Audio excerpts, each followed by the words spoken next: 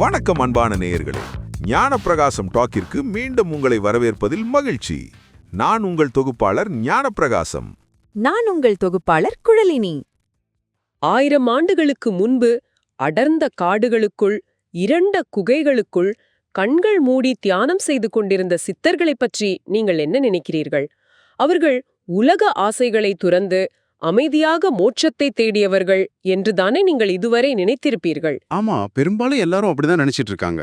ஆனா அதே சித்தர்கள் தங்களின் ரகசிய ஆய்வகங்களில் மிகவும் ஆபத்தான கொதிக்கும் திராவகங்களையும் வெடிக்கும் தன்மையுள்ள வெடியுப்புகளையும் கையாண்டார்கள் என்று நான் சொன்னால் உங்களால் நம்ப முடிகிறதா? ஆன்மீகம் என்ற போர்வையில் அவர்கள் மிகச்சிறந்த வேதியியல் விதிகளையும் ரசவாத சூத்திரங்களையும் எழுதி வைத்திருக்கிறார்கள். உண்மையை சொல்லப்போனா அவர்கள் வெறும் தியானிகளாக மட்டும் இருந்திருந்தால் இவ்வளவு நுட்பமான அறிவியல் குறிப்புகளை விட்டு சென்றிருக்க முடியாது. அதாவது அவர்கள் பிரபஞ்சத்தின் ஆற்றலை தேடிய அதே வேளையில் தனிமங்களின் ஆற்றலையும் தங்களின் கைகளில் வைத்து பரிசோதனை செய்தார்கள். செல்லப்போகிறோம். கற்றுக்கொள்வதில் தீராத ஆர்வம் கொண்ட உங்களுக்காகவே பல தகவல்களை திரட்டி அதிலிருந்து அறிவியலையும் ஞானத்தையும் பிரித்தெடுக்கும் பயணம் இது. நிச்சயமா, இன்னைக்கு நம்ம பேச போற விஷயம் ரொம்பவே சுவாரஸ்யமானது. ஆமாம், உங்களுக்காக இன்று நாம் எடுத்துக்கொண்டிருக்கும் மூலக்குறிப்புகள் பண்டைய தமிழ் சித்தர்களின் ரசவாத ரகசியங்கள்.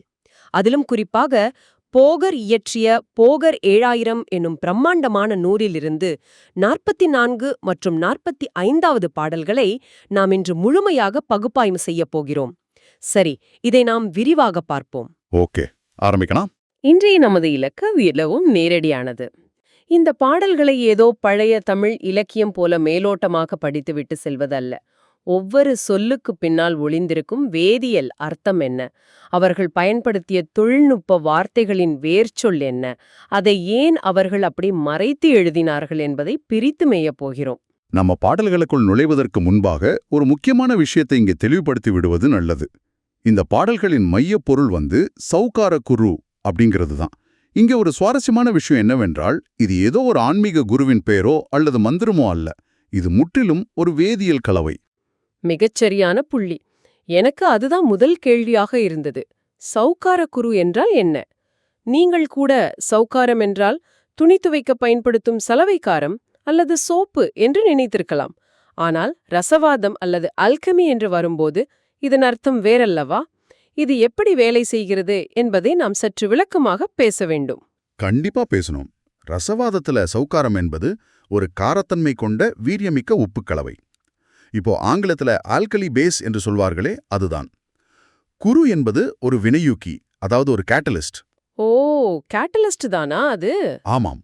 ஒரு சாதாரண இரும்பையோ அல்லது செம்பையோ தங்கமாக மாற்ற வேண்டும் என்றாலோ, அல்லது மனித உடலின் செல்களை அழிவில்லாமல் பாதுகாக்க ஒரு காயகல்ப மருந்தை உருவாக்க வேண்டும் என்றாலோ, அதற்கு ஒரு மையமான சக்தி வாய்ந்த வேதியியல் பொருள் தேவை.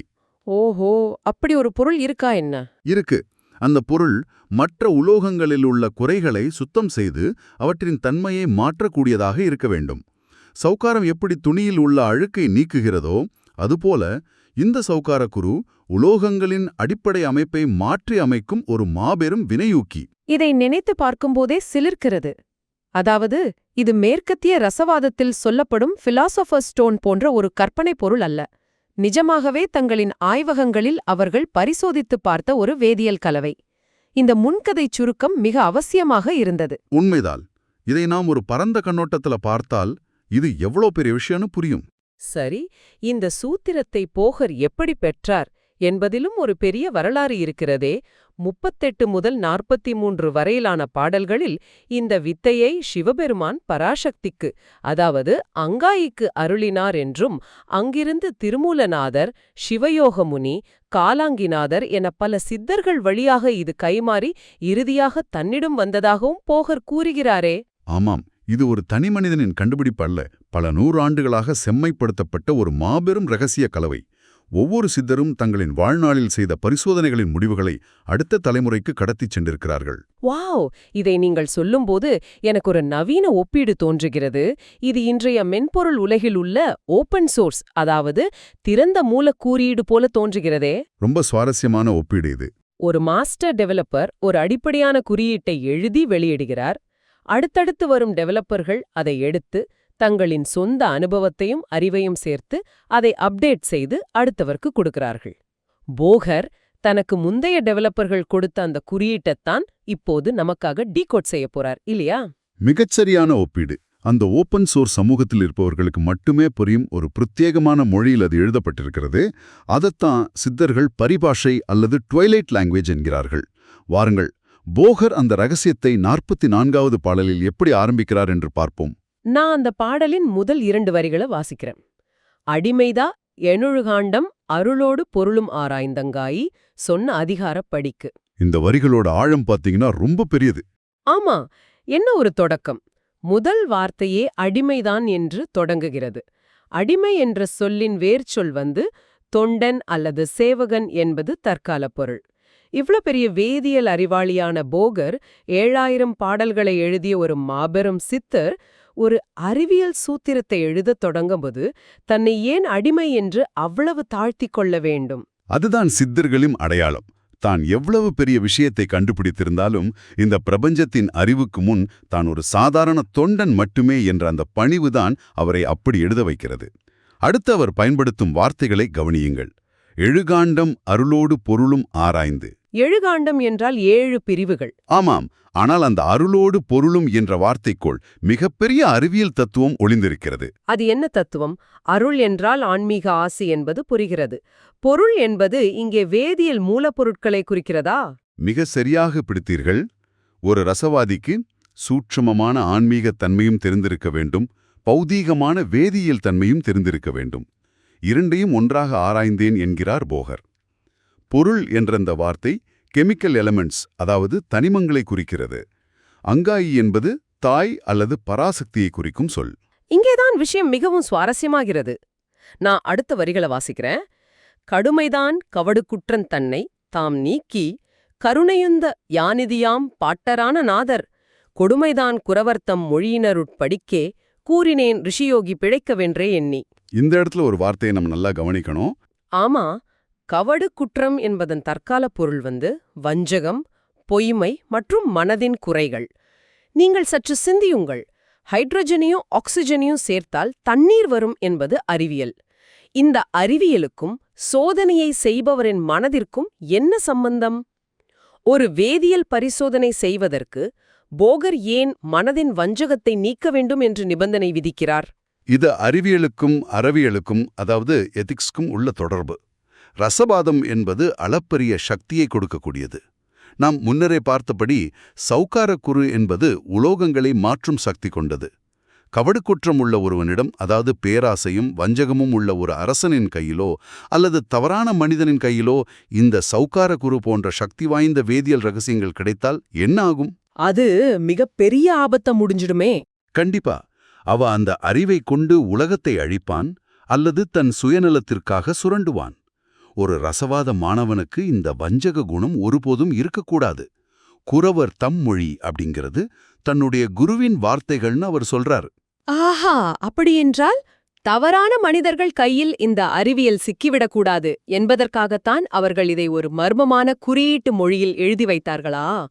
இது கிட்டத்தட்ட இன்றைய காலத்தில் அதிநவீன தொழில்நுட்பங்களுக்கு நாம் பயன்படுத்தும் என்கிரிப்ஷன் அல்லது அறிவுசார் சொத்துரிமை பாதுகாப்பு போல இருக்கிறதே. 100க்கு 100% அதுதான். அதனாலதான் அந்த வரியிலே அதற்கான காரணத்தையும் சொல்லிவிடுகிறார். ரிஷியோகி பிழைக்கவென்றே என்கிறார். ஓ, அதாவது முனிவர்களும் யோகிகளும் பயன்பெற வேண்டும் என்பதற்காகவே இது எழுதப்பட்டது இல்லையா? ஆமாம். பொதுமக்களின் நன்மைக்காகவும் உலக நன்மைக்காக உழைப்பவர்கள் மட்டுமே பிழைத்து வாழ இது பயன்படணும். வஞ்சல மனமுடையவர்களால் அந்த பரிபாஷைகளை ஒருபோதும் உடைக்க முடியாது. அருமையான விளக்கம். 44வது பாடலின் இறுதி வரிகள் இப்படி முடிகின்றன. கடுமையாய் கனபாடுபட்டுச் சொல்லத்தாம் கடாட்சித்தார் காலாங்கியர்தானே காண்.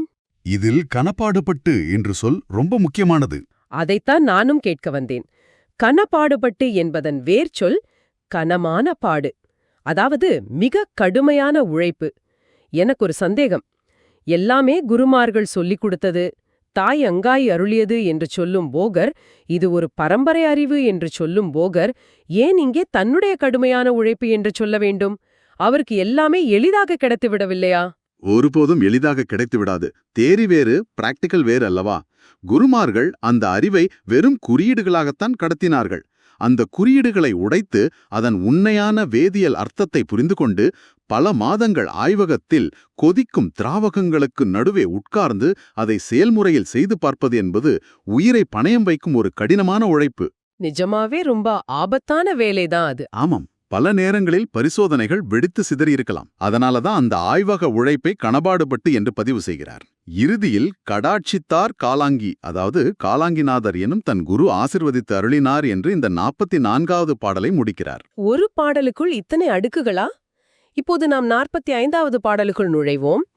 இந்த பாடலை நான் வாசிக்கும் போதே ஒரு குறிப்பிட்ட வார்த்தை மட்டும் 4 முறை திரும்ப திரும்ப வருவதை நீங்கள் கவனிக்கலாம். வாசியுங்கள், கேட்போம். காலாங்கியர் சொன்ன மொழியினாலே கடைத்தேறி எழுகாண்டம் கருவாய்ச் சொன்னேன். காலாங்கியர் சொன்ன உபதேசத்தால் கழிகூர்ந்து சவுக்காரம் கருதிச் சொன்னேன். காலாங்கியர் சொல் கேட்டு கேட்டு கனமான சரக்குமுறை கண்டு சொன்னேன். காலாங்கியர் பதஞ்சிரத்தில் வைத்து காரசாரம் களெல்லாமும் வைத்திட்டேனே. நீங்கள் குறிப்பிட்ட அந்த வார்த்தை காலாங்கியர் என்பதுதானே? இது போகருடைய குருவோட பெயர். ஆமாம். நான் ஒரு கேள்வி கேட்கிறேன், தவறாக எடுத்துக்கொள்ளக்கூடாது. ஒரே பாடலில் 4 முறை தன் குருவின் பெயரை போகர் குறிப்பிடுகிறாரே, இதை ஆன்மீக ரீதியாக ஈகோ இல்லாத தன்மை, முழுமையான சரணாகதி என்று நாம் எடுத்துக்கொள்ளலாம். கண்டிப்பா. ஆனால் இதை ஒரு அறிவியல் கோணத்தில் பார்க்கும்போது எனக்கு வேறொன்று தோன்றுகிறது.